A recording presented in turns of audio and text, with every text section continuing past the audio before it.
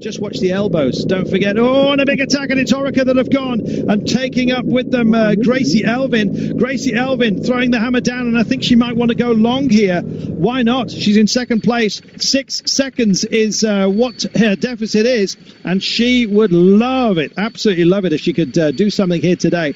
She's decided to have a crack here at bridging over to this grouping up front. No Orica riders up there with her, so she'd have to do it on her own by the looks of things. She, with that long old push, Chung Chung, she just goes over one of the ground away sleeping policemen that have been here. They have repaired this road, as you can see. It's a minor road just to bring us back to the highway, and suddenly there's a big response as well as other Green Edge teammates try and just join the party here. 6 kilometers to go. Well, Gracie Elvin clearly has had that protection. She's had the ability to actually save something in the bank, and she's putting it on the line right now. And if you want to play her game, you're going to have to come along and join the venue. And right now, it's going to be up front. And the rider, of course, tracking her straight away is Chloe Hosking in the leader's jersey. My goodness, what a run we've got here. And Kirsten Wild looks like she might well be at trouble. Maybe she's protecting herself and realizes that with 6 kilometers to go, she's still got a chance here. Well, the pace has really knocked back. It was 48 kilometers per hour at the top of the day. Right now, well, anything but, I think you might say. Slowest speed yesterday was 15 kilometers an hour in a block headwind. Tells you perhaps everything you need to know. And Kirsten Wild has picked it up, and there she goes, just tracking the Specialized team as well. Yesterday, they were the Heartbreak Hotel was where they were staying, and put so much into the day, and did not quite work out for them. Orica as well, in fact, even more so. Didn't get any bonus seconds yesterday. What a nightmare it turned out to be for them. But yes, the Specialized-lululemon, beaten on the line, said they just didn't have the sprinting firepower where they needed it at the end, and so we're relying on punching, kind of going out there, trying to get the solar plexus, so to speak, using the metaphor. And look at this. Suddenly, again, trial riding at its finest. Off in pursuit goes Kirsten Wild.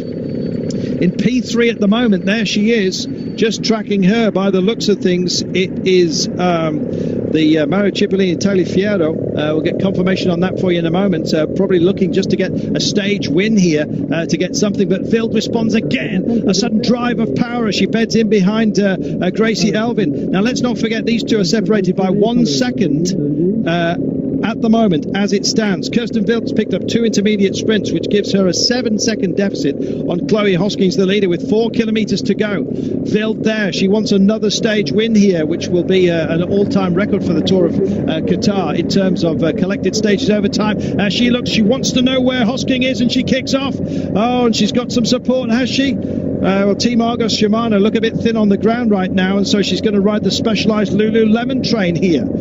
Oh, goodness me. It is a fascinating game, this one. Ellen Van Dijk, wearing number 11, will be there, you can be sure. But Gracie Elvin is the one that looks and needs support. And indeed, her teammate here is having a long look back to see what sort of state she's in with 4 to go. It'll be the 3 marker before you know it. Suddenly, I'm looking on the other side of the road, and here comes another attack. Wild is equal to this. She responds, drifts over, tries to close down any train, and does so brilliantly. Just drives in almost like a fire tender on an express train here. Not the driver, oh no, but controlling the power of what's being delivered here. Oh, sees it kicking off again on the other side. Wild is being dragged from one side of the road to the other in her attempt to neutralize what's going on here. There's the 3 to go mark. Oh, phenomenal piece of riding. Well, if you love women's cycling, this is absolutely top draw stuff. We've got the best teams at the front, the best riders, the main contenders all here, and it's turning into a prize fight. Finally, Wild gets a little bit of company here, one teammate, but just look at this, Orica going for it. Specialized joined the party too. They're up on the right-hand side, and Wild has to respond. How much has she got left? Has she finally popped? Oh, this is fascinating stuff. Wild holds on this time, doesn't believe that one's going to work. Tracks as she does. Gracie Elvin here, Australian champion. Still the mix goes on. 3 have pulled clear. Not a great distance at all, and Wild's got to make something of this if she wants to close this gap. Is she going to leave it till tomorrow? Surely not. She'll be a marked woman then, and she starts to drive the power down. She's got to, and in fact this is going to have to be her long reach. She's going to have to try and just grab for the line here, not snatch at it, you understand. Oh, and again, has she done enough just to wind in her main rivals and opponents up front? She has done at the moment, but she's offering up a free pass as we stand here to Chloe Hosking. There's Chloe Hosking down in about 7th place at the moment. You see the gold jersey as we stand. And Field again finds herself up towards the front. It'll be the Flamme Rouge soon, and suddenly a huge response from Chloe Hosking. Little bit of a drive, didn't want any gap to open up there whatsoever. Hosking doing a super closing job here. Now Field would love those 10 seconds. Take them, and she will be ever closer to the lead here. And provided Chloe Hosking does not finish on the podium, then that indeed will be her reward for today. She knows that. Lot at stake. High stakes riding, and another kick here. And it's Field once more. Suddenly back into the saddle though she goes, looking a little bit tired. Gracie Elvin with the Australian leader's jersey. Oh, and we've got a problem, and I think Chloe Hosking may well have got a puncture. The arm's gone up. This is an opportunity. Well, nobody's going to blame anyone for attacking on a moment like this, and I think it's Gracie Elvin who's gone here up front with dragging along Kirsten Field. Oh, and the arm of the leader, Chloe Hosking, forlornly waves in the air. She's got a problem. I suspect it may well be a puncture on that rough road that we just had a few moments ago. What a sad sight that is. And the rest of teammates, Amanda Spratt just goes by. There's nothing she could do. Oh, what a shame. A front flat, and believe me, this will be tears. This will be tears later on. She's a very stoic character. She knows how to ride misfortune, but the head's going down now, and the deep gulps of air as well, and other riders coming by and just saying, I'm so sorry, I'm so sorry. That is such ill fortune. Such ill fortune. What a shame. Borghini Longo comes alongside. Well, that was Chloe Hosking. Doubt she'll be leading later on. Oh, look at this. Within the last 3 kilometres would normally be the crash rule. But anyway, back to the front here. Just a puncture. What a shame for Chloe Hosking. And look at Kirsten Field in tracking mode here.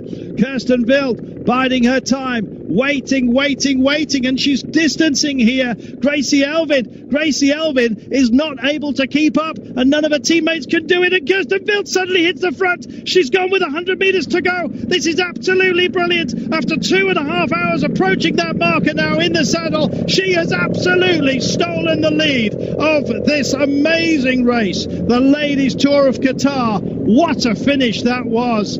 Heartbreak indeed, and space as well between Field and Gracie Elvin, and an absolute country mile all the way back to the lady who started today as leader and indeed topped every single standing there was, Chloe Hosking. What a shame that was for her, but what a great piece of riding from Kirsten Field. She was bullied all the way, constantly being attacked. She defended each side of the road again and again, and still had something in reserve later on. Here's the forlorn figure. She'll just ride this one in. No team car for help at this stage, and she'll just bring this one home. Chloe Hosking, what a shame. This essentially looked in the bag for her. She just had to protect that jersey, but now the flat front tyre has done for her challenge, I'm afraid. What a shame for Chloe Hosking, and she just, whatever sympathy is being offered up by her teammate, it won't be enough. However, look at this for an alternative demeanour. Thank you very much for your help, says Kirsten Field to Marianne Yerent.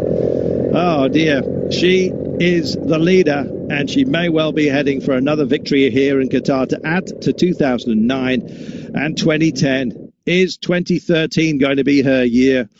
I should think it may well be.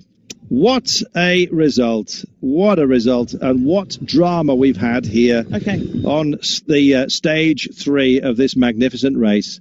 So in she comes. There is the golden jersey on the back of Chloe Hosking. It won't be there, unfortunately, for her later on today, but we have a worthy wearer of it.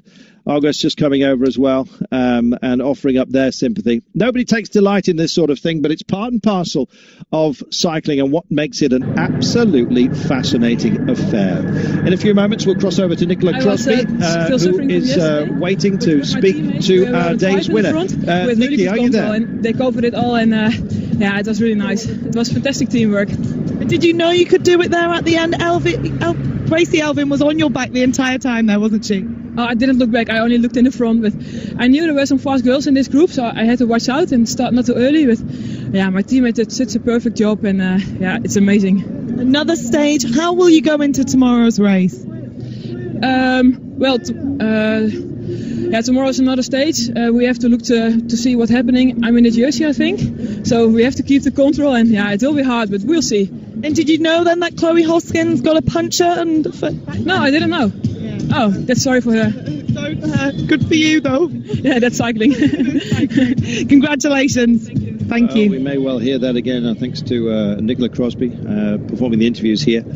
As you heard, she took no delight, and in fact was unaware that Chloe Hoskin had picked up a puncture late on. Kirsten Wild takes it then ahead of Ellen van Dijk, and Giorgia Bronzini just edged out, I think, talent-wise here on this particular day. Kirsten Wild was in a class of her own today. Emma Johansson down there in 8th place, and Gracie Elvin also finishing off the pace. It means that in the general classification, it is going to be Kirsten Wild that is the dominant force here, as she was today. Nobody could master this scenario better than Kirsten Wild, and she just left the field in her wake. Absolutely impressive. So an outstanding performance.